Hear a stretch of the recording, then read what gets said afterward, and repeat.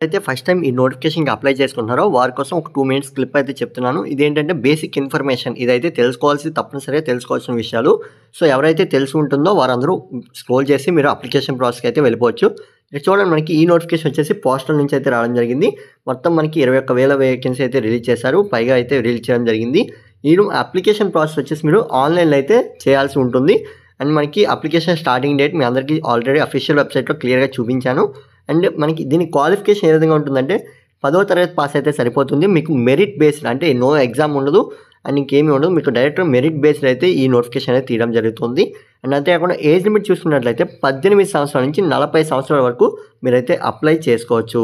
ఇక్కడ మనకైతే age relaxation కూడా వర్తిస్తుందని అయితే చెప్తున్నారు. ఎవరెవరికి వర్తిస్తుంది అనేది ఆల్రెడీ నేను వీడియో చేయడం జరిగింది. సో, ఆ వీడియోని ఒకసారి ఫాలో అవ్వండి. ఆల్రెడీ మన ఛానల్‌లో వీడియో అయితే అప్లోడ్ చేశాను. డైలీ అప్డేట్స్ కోసం మన ఛానల్ సబ్స్క్రైబ్ చేసుకోండి. మొత్తం మనకి 23 సర్కిల్స్ అయితే ఉంటాయి. మీరు ఏ సర్కిల్ అయినా అప్లై చేసుకోవచ్చు. ఆల్రెడీ మీకు చెప్పాను, మెరిట్ బేస్డ్ అయితే మనకి తీయడం జరుగుతుంది. ఇందులో మనకి బీపీఎంకి ఎక్కువ శాలరీ అయితే ఉంటుంది. తర్వాత ఏబీపీఎంకి ఎక్కువ శాలరీ ఉంటుంది. లాస్ట్‌లో వచ్చేసి మనకి జీడీఎస్‌కి అయితే శాలరీ అనేది తక్కువగా ఉంటుంది.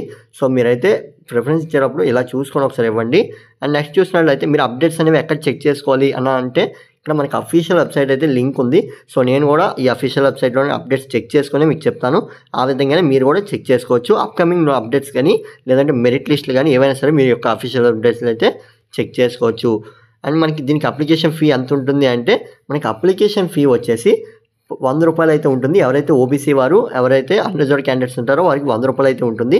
ఎవరైతే ఫీపీఎల్ కేటగిరీ వారు, అంతేకాకుండా ఈడబ్ల్యూఎస్ కేటగిరీ వారు, అంతేకాకుండా ఎస్సీ, ఎస్టీ వారికి వచ్చేసి ఫీ పేమెంట్ అనేది ఉండదు. మీరైతే నార్మల్‌గా మీ యొక్క రిజర్వేషన్ ప్రకారం అప్లై చేసుకోవచ్చు. అండ్ ఈ విషయం అంతా అందరికీ తెలిసిందే. అండ్ ఇక్కడ చూడండి, మనకి ఇంకోటి ఏమి ఇచ్చారంటే మీరు అప్లై చేసుకునేటప్పుడు మోడిఫికేషన్ అనేది ఎప్పటి వరకు టైం ఉంది అంటే మీరు అప్లికేషన్ ప్రాసెస్‌లో ఏమైనా బై మిస్టేక్ అప్లై చేసినట్లయితే మనకి మోడిఫికేషన్ ప్రాసెస్ అనేది ఏ విధంగా ఉంటుందంటే 6, 8 మార్చ్‌లో అయితే మనకి ఈ టైంలో అయితే మీరు మోడిఫికేషన్ చేసుకోవడానికి టైం అయితే ఇచ్చారు. అంటే 6వ తారీఖు నుంచి 8వ తారీఖు వరకు 2 డేస్ అయితే టైం ఇవ్వడం జరిగింది. నియర్లీ 3 డేస్ అయితే టైం ఇచ్చారు. ఛీ నీ అమ్మ!